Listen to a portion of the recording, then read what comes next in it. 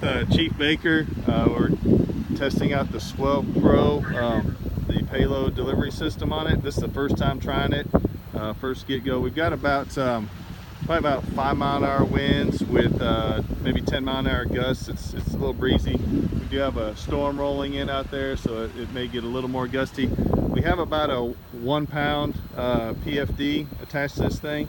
It is bigger than the SwellPro, so we'll see how it performs with the payload, and then we'll test out the delivery system and ultimately test out how much weight this thing can pick up. So let's go with round one.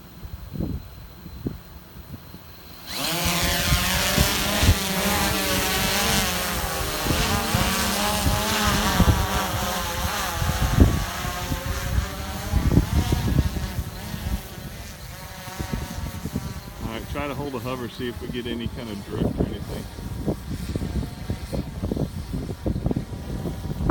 Holding pretty good in the wind. Looks like it to the camera. Okay. There we go. The wind's picked up a little bit.